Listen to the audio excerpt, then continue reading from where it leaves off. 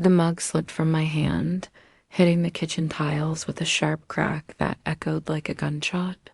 Shards scattered across the floor, glittering in the morning light. My father's voice thundered before the sound even faded, rattling the walls in my chest alike. "What have you done, Emma?" His words struck harder than the shattered porcelain. I didn't move. I didn't cry. My body betrayed no fear, though my heart beat against my ribs like a caged animal. I stood tall, one hand resting over the small swell of my stomach. My lips parted, and for the first time, my voice didn't tremble. "I'm pregnant."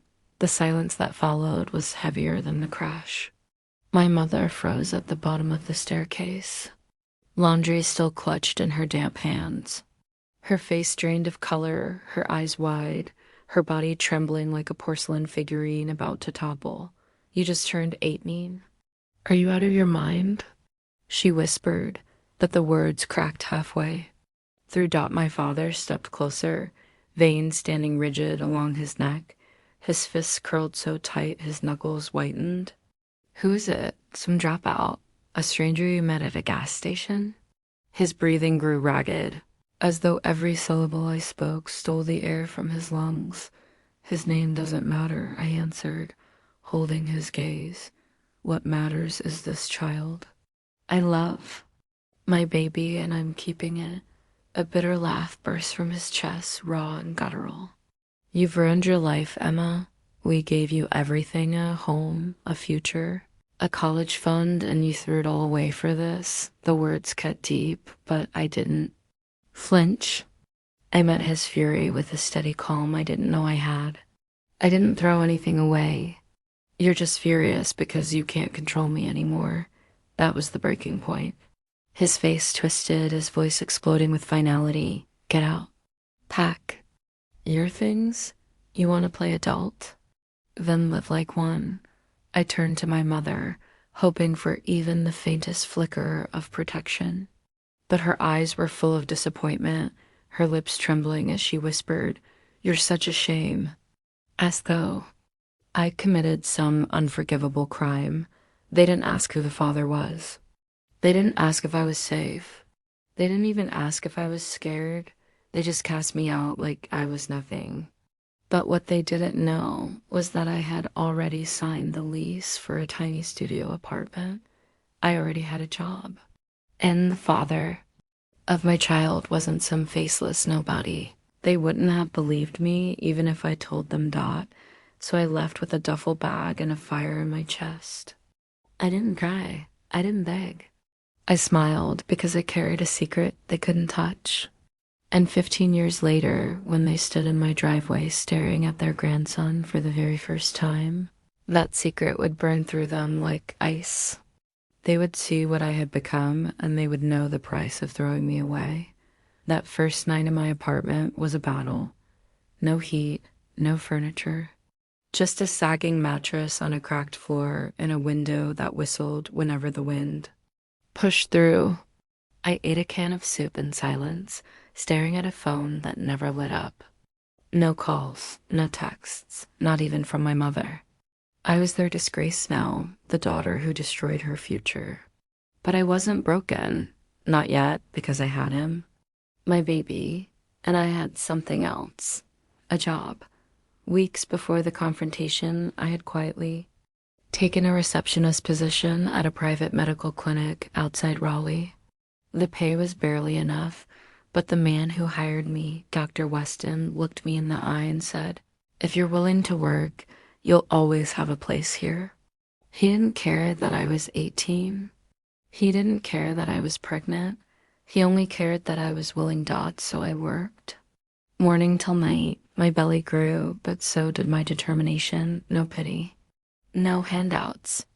At night, when exhaustion clawed at me, I studied business, law, accounting, anything I could find for free online. I wasn't just going to survive. I was going to rise, and when the time came, they would never see me coming. But still, there were nights when the weight of it all nearly broke me. My cousin Sierra's graduation photos lit up my feed, each one hearted by my mother. I muted everything. The silence was easier than the ache dot at 7 months pregnant. I juggled 2 jobs, days at the clinic, nights at a call center. Until one afternoon, my body finally gave out. I collapsed at a bus stop, hunger gnawing, sleep deprivation crushing me. I was barely 20, but I felt 100 years old. That's how Dr. Weston found me huddled on the sidewalk, arms wrapped around my stomach, tears slipping soundlessly down my face. He canceled his appointments, knelt beside me, and asked softly, "Are you okay, Emma?" "No," I whispered, "but I will be." Dr. Weston didn't press. He didn't demand explanations or offer hollow sympathy. He just nodded as though my answer was enough. Then he slipped an envelope into my hands. "A letter of recommendation," he said quietly. "Give this to my sister. She runs finance at Harrington Medical HQ." I blinked, stunned. "Why are you helping me?" His smile was faint, touched with sorrow. "Because you remind me of someone I let go a long time ago." I don't make that mistake twice. That single act shifted the course of my life. 2 months later, I was in a hospital bed, holding my son, Landon, against my chest. His tiny fists clenched my shirt, his eyes blinking with a curiosity so pure. It broke me open. I cried harder than I ever had, but not from fear, not from loneliness. I cried because this perfect boy was mine. Every hardship, every sleepless night, every bitter word from my parents, it had all been worth it. And in that moment, I swore he would never feel unwanted. Not like I did. What followed were years that tested every part of me. Hunger, sacrifice, sleepless nights that blurred into dawn. But beneath it all, I carried a plan. They thought I'd fade away, but they didn't know the fire inside me when Landon was barely 2 months old. I began working nights again, remote jobs billing. Records, data entry, anything Evelyn, Dr. Weston's sister, would throw my way. She was blunt from the start. No excuses, no missed deadlines. And don't wait for anyone to save you. I nodded, because I had no intention of being saved. So I worked. I breastfed Landon between midnight reports, balanced spreadsheets while he napped, took online courses in accounting and law when exhaustion threatened to drown me. Slowly, people stopped seeing me as a mistake. I found thrift store blazers that fit like armor, polished shoes that clicked with confidence, and an aura that told the world I belonged. By the time Landon turned 2, I'd moved us into a modest townhouse in Chapel Hill. The floors were clean, the backyard small but ours, and the front door one no one could slam in my face again. I hung a framed picture of Landon's first birthday by the entryway, so every night, no matter how late, I'd see his smile and remember why I kept going. My parents never called, never wrote, not a word. I only learned of their lives through whispers, holiday newsletters from my aunt, gossip tucked inside casual emails. My brother's wedding, my cousin's admission to Duke, family portraits framed with perfection, polished smiles, while my existence was scrubbed away like a stain they never wanted to admit was theirs, but silence is fragile. And one day it cracked. I was 26, sitting in a meeting with Evelyn and 2 Harrington executives when she slid a folder across the table. "We're launching a new division," she said evenly. "You've been in the shadows long enough, Emma. It's time you lead." I blinked, confused. "Lead? How?"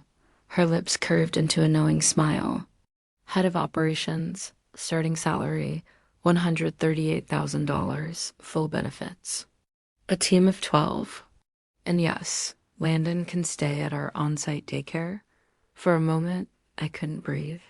My hand covered my mouth, eyes stinging. Evelyn leaned forward, her voice firm. "Don't you dare say no. You've earned every cent. We need you. And so does your son. When I left that office, I didn't go home. I drove straight to Landon's school, heart pounding as I told them I'd be picking him up early. He was 8 then, wild curls framing his face, green eyes so sharp they seemed to pierce me. "Where are we going?" he asked as he buckled in. "Home," I said, smiling through tears. "Our new home." That night, I signed the lease on a historic property, 3 bedrooms, high ceilings, a garden in the back. I paid in full. No mortgage, no strings, and still I wasn't done. Because there was one piece of my story I had never shared: Landon's father. I had kept his name a secret even from Landon himself, not because he was dangerous or cruel, but because once, long ago, he trusted me with his truth, and I protected it. He wasn't a fling, not some faceless mistake. He was a first-year med, resident from Johns Hopkins, completing rotations at the very clinic where I worked. For a brief moment, we were real.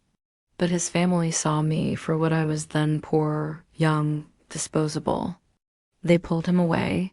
2 weeks later, he moved to Boston. When I told him I was pregnant, he offered money. I said no, because my son would never be a transaction. He would be mine, entirely mine. And for 15 years, that secret stayed locked away until last fall when a letter arrived at my office. The handwriting was jagged, shaky. My mother's. "Emma, your cousin told us you live nearby. We didn't know how to reach you. We would like to see you and meet your son. Please, if you're willing to talk." I sat in my office chair for an hour, staring at that envelope, my hands trembling. The chapter they tried to erase was about to reopen. I didn't cry when I saw the envelope. I didn't rage either. What I felt was something colder. Not because they wanted to reach out, but because they had no idea what they were about to walk into. When I invited them for Saturday, I told them nothing. Not what I did for a living, not about the house, not about Landon's sharp mind and impeccable manners. I wanted them to step through the same door they once slammed shut and really see what they had thrown away. Heard the car before I saw it. 10 minutes early, of course. My father had always been the type who wanted to arrive, not be received, controlling every second of the narrative. And now, 15 years later, he stood on my porch, my mother beside him, dressed for a country. Club brunch instead of for the daughter, they disowned Dot through the tall window. I watched my mother's eyes dart across the porch swing, the neat garden, the polished brick steps. Her lips moved, whispering something to him, maybe a warning, maybe a prayer. I opened the door before they knocked out. My father froze. My mother's jaw slackened. They didn't recognize the woman standing in front of them. I wasn't a trembling girl in a hoodie, clutching a duffel bag, begging for a sliver of acceptance. I stood taller, now sharper. A tailored blouse, black slacks, and the pearl necklace Landon had given me for my birthday spoke before I even opened my mouth. "Emma," my mother breathed, her voice cautious, fragile. "Come in," I said. The house was warm, filled with sunlight through sheer curtains. Hardwood floors glowed, photos lined the walls, the air faintly scented with lavender and coffee. My father's eyes roamed like a man searching for answers he didn't want to find. "Nice place," he muttered. But it wasn't praise. It was disbelief. How? How did she do this without us? I didn't answer. I didn't need to. "Landon's upstairs," I said evenly. "He'll be down in a minute." They stood stiffly, as though in a museum where every piece was too precious to touch. My mother's voice broke the silence first. "We were wrong," she whispered. "We thought if we were hard, you'd change. We didn't know you'd actually leave." "That was the point," I replied quietly. "No venom, just truth." My father folded his arms, the weight of 15 years pressing into his voice. "You were just a kid. You had no plan." "I had a child," I cut in, "and a job, and a spine." The air thickened with everything unsaid. Then footsteps on the stairs. Landon appeared. Pressed navy sweater, jeans, hair combed, expression calm and steady. He looked like someone who had grown up knowing love was never conditional. Landon, I said, these are your grandparents. He blinked, then smiled politely. Hi, my mother's hand flew to her mouth. My father took a half step forward, stunned. But the blow wasn't just Landon's resemblance to me. It was the photos he carried in his hands. This is my dad, he said proudly, holding out a frame of himself with a man in a white coat. He's a cardiovascular surgeon in Boston. He visits every summer. My mother nearly dropped it before they could recover. Landon held up another frame me at a podium beneath the Harrington Medical logo, board of directors at my side. And Mom? She's the head of operations. She runs everything. I watched the air collapse out of my father's chest. His hand gripped the back of the couch to steady himself. You built all this? No, I said, my voice steady. I built myself. The room was silent except for the wind rushing against the windows. My mother lowered herself onto the couch, clutching the photo. My father stood frozen, his pride too brittle to bend, his body too shaken to sit. He tried again, voice rough. I didn't know you were still in contact with his father. I wasn't, not for years. I wanted Landon to grow up knowing security, not broken promises. When he turned 10, I let them meet, but on my terms. My mother's eyes filled with tears. He's beautiful, Emma. Thank you, I said softly. We made a mistake, she whispered. I didn't respond. The words were too late. Then my father's voice cracked, not in anger, but in desperation. You could have called. You could have come back. We would have helped. No, you wouldn't have, I snapped, my voice sharp as glass. You told me to leave. You didn't ask if I was safe. You didn't ask if I had a plan. You assumed? The worst, and made sure I knew I wasn't wanted. You kicked your daughter out on the worst day of her life. And now you want to sit on the couch she bought and pretend none of it happened? My mother sobbed openly. I'm sorry. I'm sorry for everything. For the first time in 15 years, I felt nothing, not hate, not rage, just closure. I forgave you a long time ago, I said quietly. But forgiveness doesn't mean going back. My father looked stunned, his face pale. This house has no room for shame, I continued. I raised a boy who respects women, who knows love isn't conditional. I became the woman you swore I couldn't be. And now you're standing in. The life I built without you. I turned to Landon. Go get your coat, sweetheart. We're going to the bookstore. He nodded, heading upstairs. My mother wiped her eyes, voice trembling. Will we see you again? I paused at the door, meeting her gaze. That depends. On whether you're ready to meet your grandson or keep pretending the past never happened. I walked them out. No hugs, no goodbye. Just the soft click of the door closing. For the first time in 15 years, I was the one standing inside a home, inside a life, inside the future they said I'd never have. And they were on the outside looking in.